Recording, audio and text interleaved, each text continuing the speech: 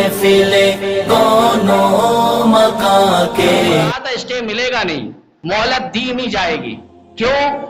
بس گرانا ہے، گھروں کو گرانا ہے. سارے قانون دان ان کے اپنے، جج صاحبان ان کے اپنے، وکلاء ان کے اپنے، قانون بنانے والے ان کے اپنے، قانون پاس کرانے والے ان کے اپنے. کسی نے کہا صرف واحد کالونی کے لیے قانون پاس ہوا تھا، یہاں کے لیے نہیں. تو ہم نے کہا کون سا مشکل ہے، ایک پیپر اور فوٹو اسٹیٹ نکال دے گا اس نام پہ. ان کے لیے کیا مشکل ہے؟ ہمیں اللہ سے فریاد کرنی ہوگی.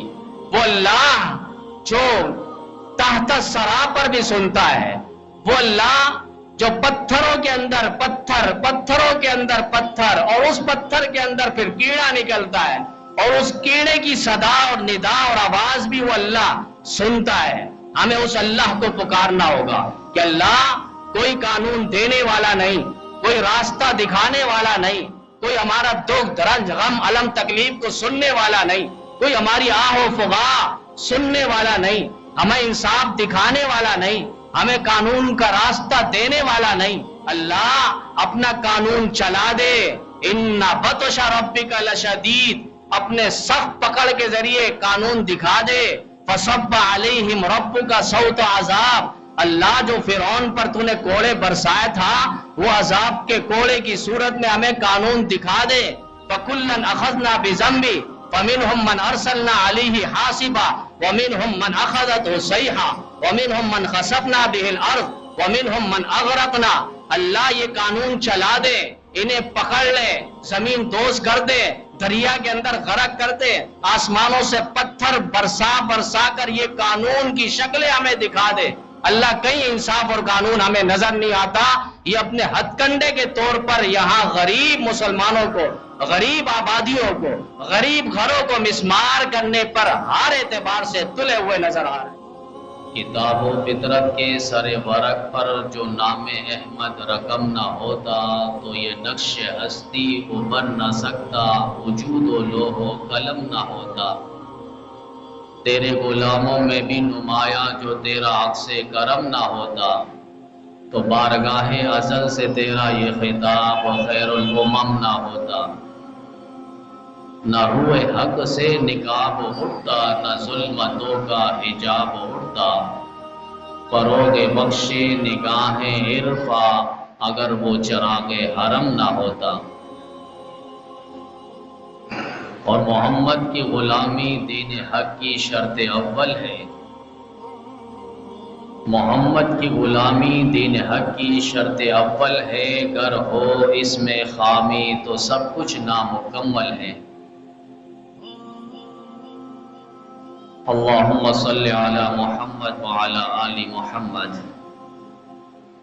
میرے واجب الاحترام، قابل احترام دوستو، ساتھی، بزرگوں، قرآن پاک کی جو آیت اور احادیث نبویہ میں سے جو حدیث پاک تلاوت کی گئی ہے، بارگاہ الہی میں دعا ہے کہ خالق کائنات، مالک لم یزل، رب السماوات والارض، قرآن و سنت کے مطابق کہنے کی، قرآن و سنت کے مطابق عملی زندگی بسر کی توفیق عطا فرمائے.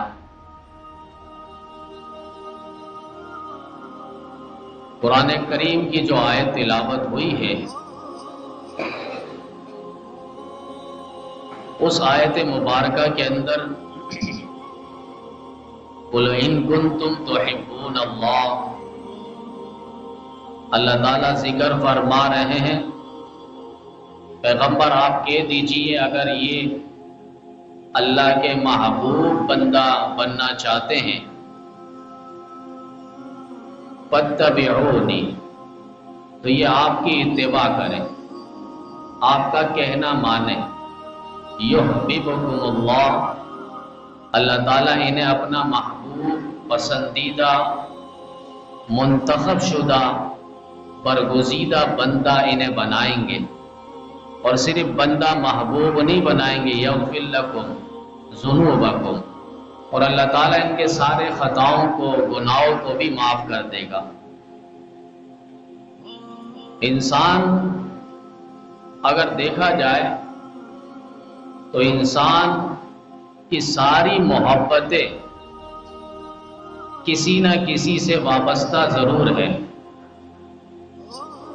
مثلا انسان کی محبت اگر دیکھیں گے تو بچوں کے ساتھ اس کی محبت وابستہ ہوگی، اولاد کے ساتھ اس کی محبت وابستہ ہوگی، بیٹے اور بیٹیوں کے ساتھ اس کی محبتیں وابستہ ہوگی، ماں باپ ہیں ان کے ساتھ انسان کی محبتیں وابستہ ہوگی، اور کاروبار ہے تو کاروبار کے ساتھ انسان کی محبت ہوتی ہے، تاجر ہے تو تجارت سے اس کی محبت ہوتی ہے، زراعت پیشہ ور ہے تو زراعت کے ساتھ اس کی محبت ہوا کرتی ہے۔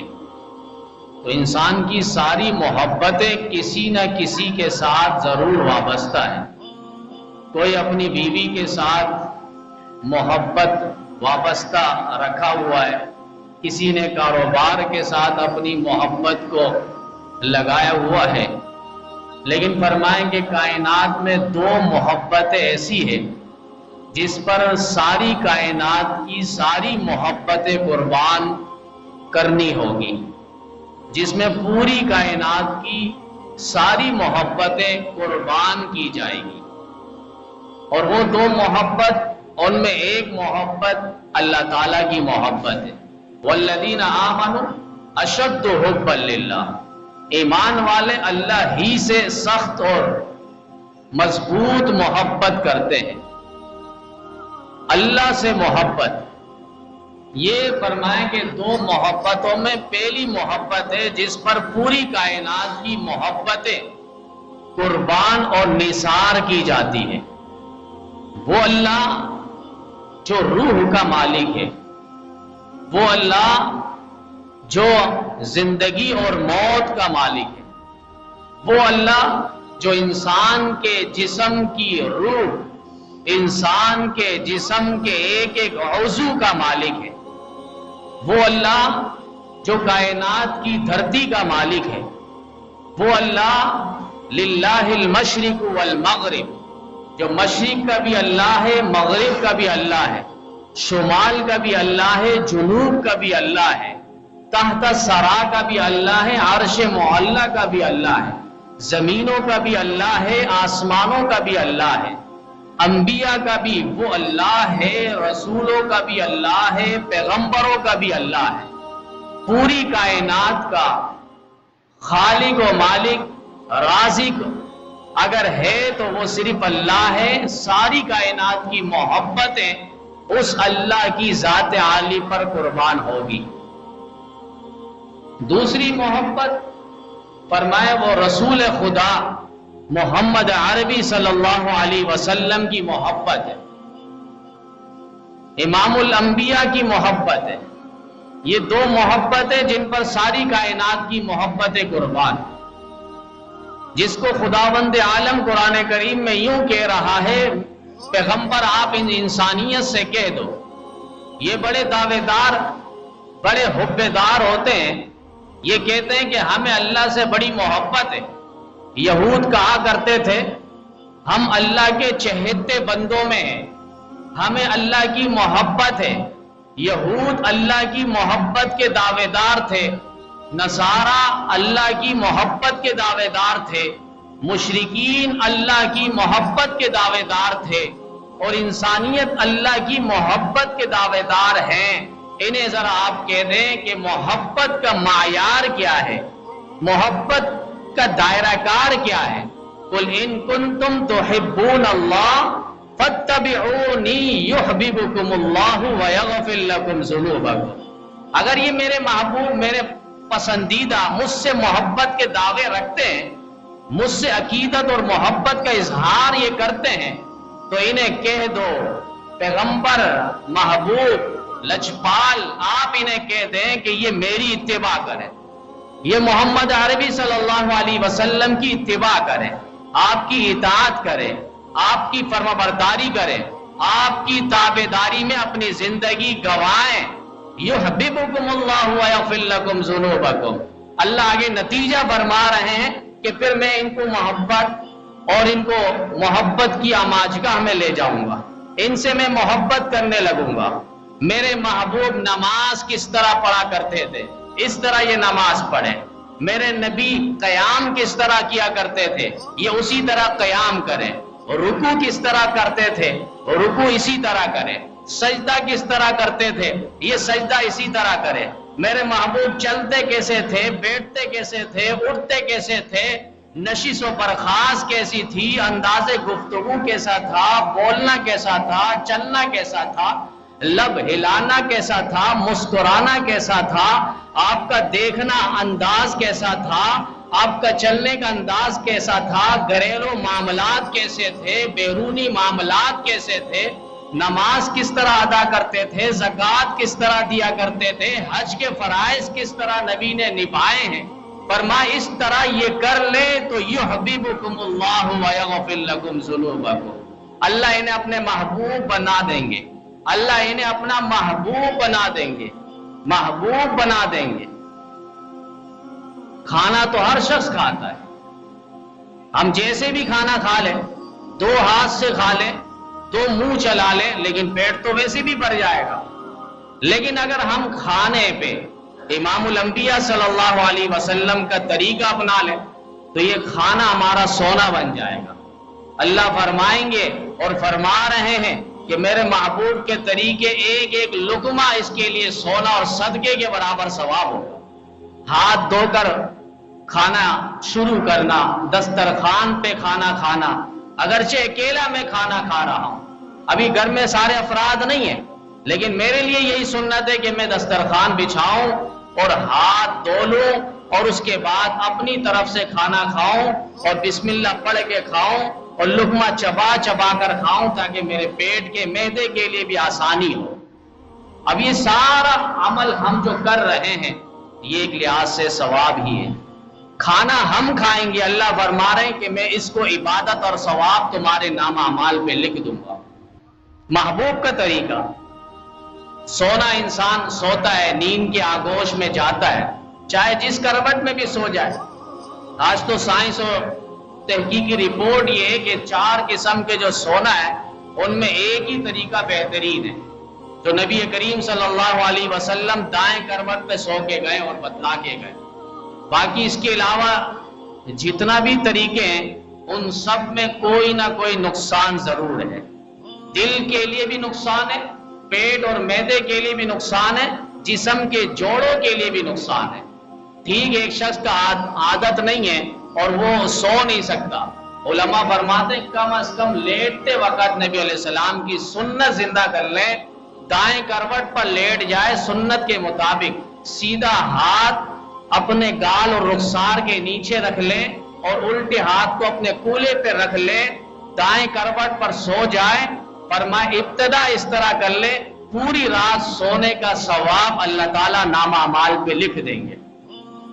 کپڑا ہم پہن رہے ہیں جس طرح بھی پہنے، الٹے ہاتھ ڈال دیں، سیدھے ہاتھ ڈال دیں، پہلے سر ڈال دیں، کپڑا ویسے بھی ہم پہن لیں گے، لیکن اس میں امام الانبیاء آقا نامدار محمد عربی صلی اللہ علیہ وسلم کی سنت اور طریقہ اگر ہم اپنا لیں کہ سیدھے ہاتھ سے سٹارٹ کرنا ہے، سیدھے ہاتھ کو پہلے داخل کرنا ہے، چاہے بنیان ہو، ٹی شرٹ ہو، قمیض ہو، کرتا ہو، چپا ہو، کبا ہو، سیدھے ہاتھ کو پہلے داخل کرنا ہے اور اتارتے وقت الٹے طرف سے اتارنا ہے۔ قمیض اتار رہے ہیں تو الٹے طرف سے الٹے ہاتھ کو پہلے نکالنا ہے۔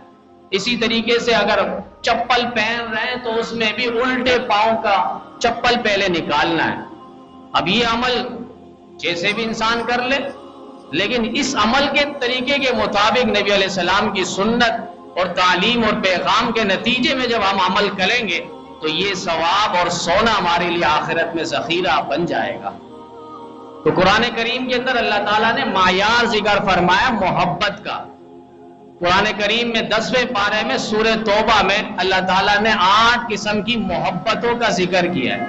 قُلْ إِنْ كَانَ آبَاؤُكُمْ وَأَبْنَاؤُكُمْ وَإِخْوَانُكُمْ وَأَزْوَاجُكُمْ وَعَشِيرَتُكُمْ، پیغمبر آپ ان سے کہہ دیں کہ ان کے آباء و اجداد، انہیں محبت ہے اپنے باپ داداؤں سے، اپنے والدین سے انہیں محبت ہے۔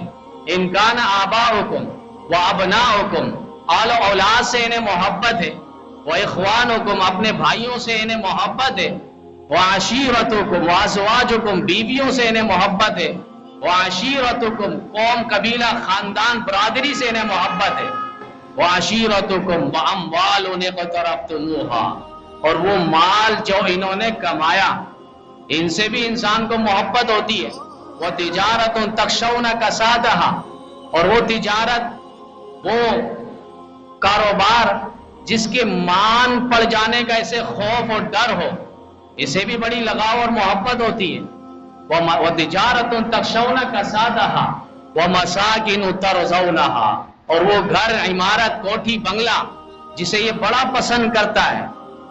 کیا ہوا؟ یہ 8 تذکرے کرنے کے بعد اللہ کیا کہہ رہا ہے؟ وَمَسَاكِنُ تَرْضَوْنَهَا أَحَبَّ إِلَيْكُم مِّنَ اللَّهِ وَرَسُولِهِ اگر اللہ اور اس کے رسول سے وہ جہاد فی سبیلی اور اللہ کے راستے میں لڑنے سے اگر انہیں زیادہ محبت ان چیزوں سے ہے، یہ 8 چیزیں جو بیان ہوئی ہے، اگر ان 8 چیزوں سے انہیں محبت ہے، اللہ رسول اللہ اور اللہ کے راستے میں جہاد سے انہیں محبت نہیں ہے، فَتَرَبَّصُوا حَتَّى يَأْتِيَ اللَّهُ بِأَمْرِهِ تو پھر یہ اللہ کے امر کا، اللہ کی طرف سے عذاب کے آنے کا یہ منتظر رہے، اس انتظار میں اب رہے، اللہ کی طرف سے پکڑ آنے والی ہے۔ تو یہ 8 قسم کی محبتیں نبی پر، اللہ پر اور اللہ کے راستے پر قربان کرنا ہے۔ یہ زبان سے کہنا بڑا آسان ہے، والدین کو چھوڑنا ہے، آل و اولاد کو چھوڑنا ہے، گھر بار کو چھوڑنا ہے، مال و دولت کو چھوڑنا ہے، تجارت کو، کاروبار کو، لین دین کو چھوڑنا ہے۔ کون ایسا جگر رکھے گا؟ 3 دن کے لیے سے روزہ میں نہیں نکلنا مشکل ہو جاتا ہے، شب جمعہ جانا یہ مشکل ہو جاتا ہے، اللہ کے راستے میں کچھ وقت لگانا یہ مشکل ہو جاتا ہے۔ وہ یہ ساری چیزیں کیسے قربان کرے گا؟ وہ یہ ساری چیزیں چھوڑے گا کیسے؟ یہ لوگ وہ لوگ تھے جو اہل ایمان اور اولین مسلمین صحابہ کرام رضوان اللہ تعالی علیہم اجمعین تھے، اور عجیب لوگ تھے جنہوں نے واقعی والدین کو قربان کیا ہے، آل اولاد کو قربان کیا ہے، قوم قبیلہ خاندان اور برادری کو انہوں نے قربان کیا ہے، جسم کی چیتھریاں اڑائے ہیں، لیکن دامن مصطفیٰ کو کسی صورت انہوں نے چھوڑنا برداشت نہیں کیا۔ یہ جگر اگر ہے تو ابوبکر صدیق کے پاس ہے، عمر فاروق کے پاس ہے، عثمان غنی کے پاس ہے، علی المرتضی شیر خدا اور شیر جرار صاحب ذوالفقار کے پاس ہے، اس کے علاوہ کسی اور کے پاس نہیں ہے۔ صحابہ کرام رضوان اللہ تعالی علیہم اجمعین کا آپ انداز دیکھیں، قُلْ إِنْ كَانَ آبَاؤُكُمْ وَأَبْنَاؤُكُمْ وَأَزْوَاجُكُمْ وَعَشِيرَتُكُمْ یہ غزوہ بدر ہے۔ صحابہ کرام رضوان اللہ تعالی علیہم اجمعین نبی کے ساتھ 313 ہزاروں کا لشکر ابو جہل کے ساتھ ہے، اور یہاں نبی کے ساتھ صرف 313 صحابہ موجود ہیں، اور ان 313 صحابہ، اب آپ دیکھیں اس ایک طرف ماموں ہے تو دوسری طرف لڑنے میں آنے والا، مقابلے میں آنے والا بھانجا ہے، ایک طرف چچا ہے تو دوسری طرف مقابلے میں آنے والا بھتیجا ہے، ایک طرف باپ ہے تو دوسری طرف لڑنے میں آنے والا، مقابلے میں آنے والا اپنا خونی بیٹا ہے۔ اب خونی رشتے صحابہ نے سب کچھ میرے پیغمبر کی غلامی اور محبت میں قربان کر دیا، لڑتے رہے۔ حضرت ابوبکر صدیق رضی اللہ تعالیٰ عنہ کے ایک بیٹے تھے، ابھی کفار کی طرف سے لڑنے کے لیے آئے تھے، بعد میں مسلمان صحابہ بنے ہیں۔ انہوں نے ایک موقع پہ اپنے والد سے کہا، ابوبکر صدیق رضی اللہ تعالیٰ عنہ سے، کہ ابا جان میں غزوہ بدر میں آیا تھا کافروں کی طرف سے آپ سے لڑنے کے لیے، لیکن آپ میرے تلوار کے سائے تلے آ چکے تھے، لیکن رشتہ تھا خون کا، آپ میرے والد اور باپ تھے، اس لیے میں نے آپ کو چھوڑ دیا، آپ شکر کریں۔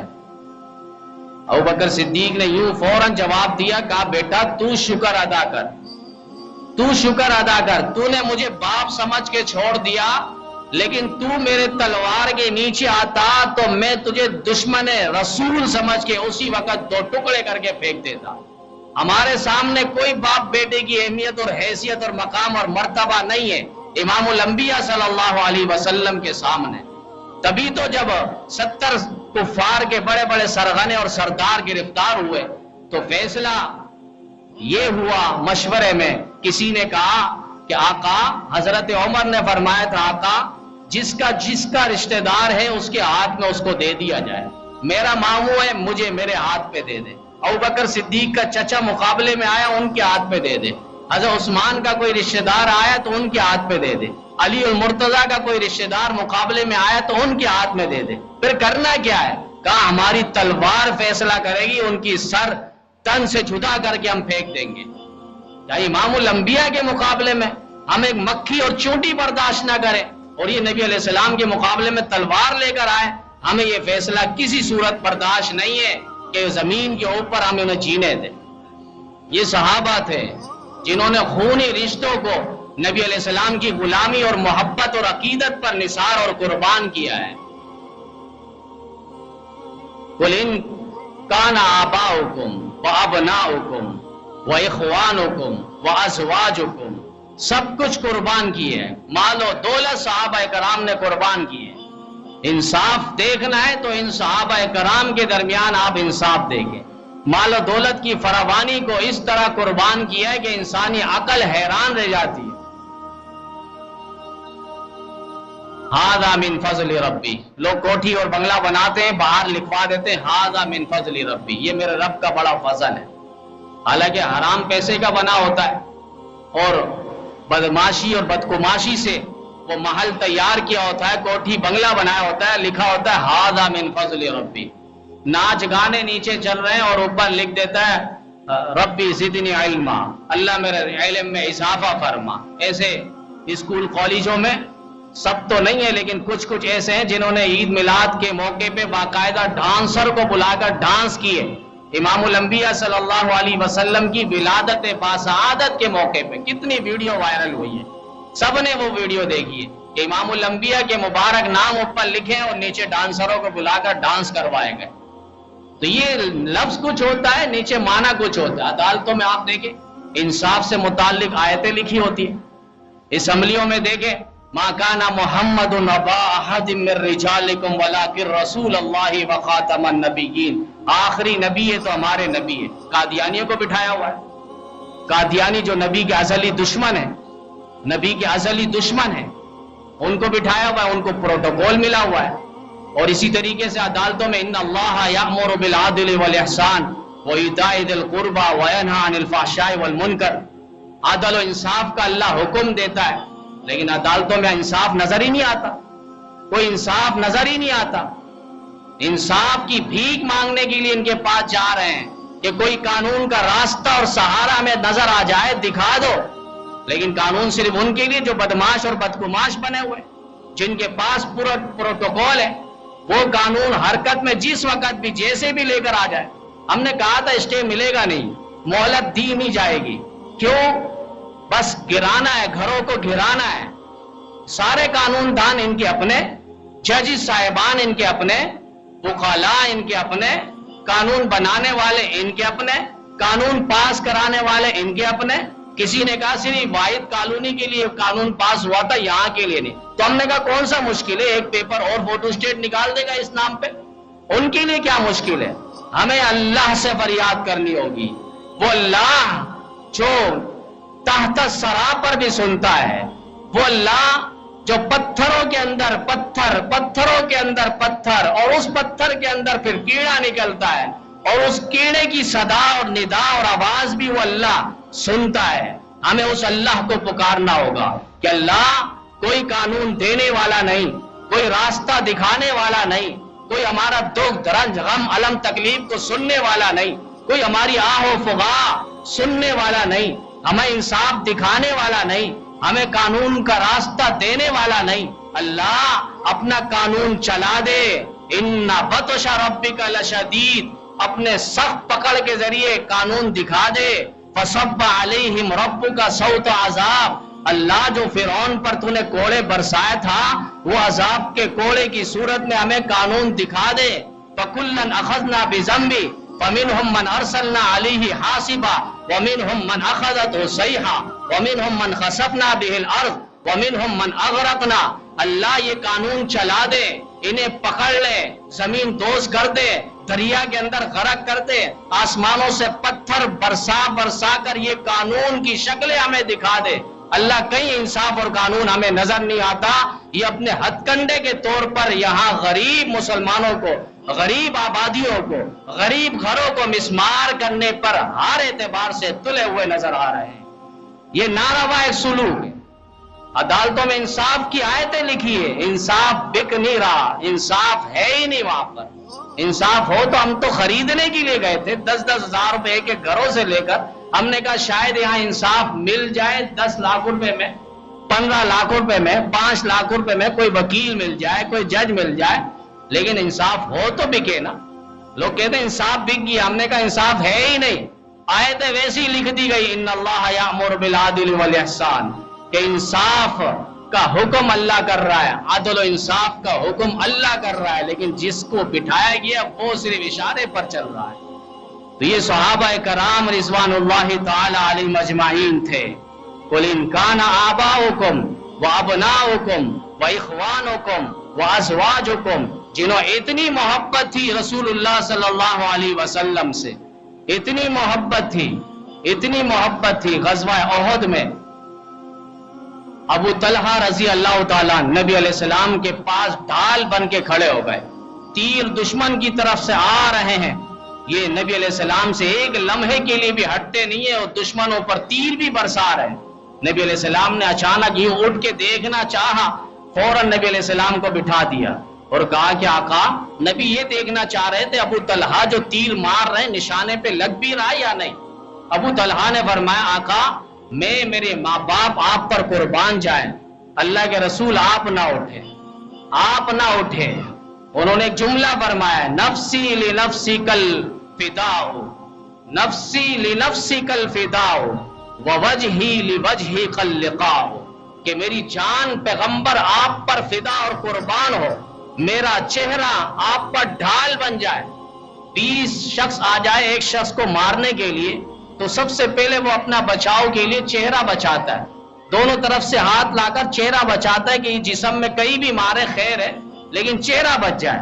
لیکن یہاں صحابی رسول کیا فرما رہے ہیں، آقا آپ کے چہرے کے سامنے ہمارا چہرہ ڈھال بن جائے گا، دشمن کی طرف سے تیر تلوار خنجر اور نیزہ آئے تو میرا چہرہ ختم ہو جائے لیکن آپ کی ذات عالی ختم نہ ہو. اسی لیے تو وہ کہہ گئے جو جان مانگو گے تو جان دے دیں گے، مال مانگو گے تو مال دے دیں گے، مگر یہ ہم سے نہ ہو سکے گا، محمد کا جاہ و جلال دے دیں گے.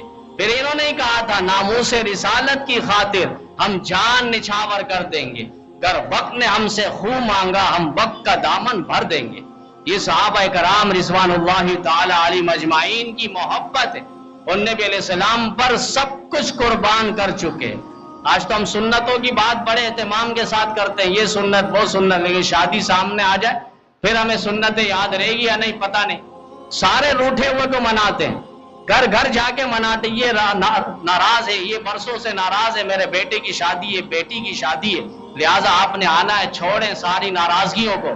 لیکن جو راضی ہے اسے ہم ناراض کر رہے ہیں، جو مان چکا ہے اس رسول اللہ صلی اللہ علیہ وسلم کو ہم ناراض کر رہے ہیں.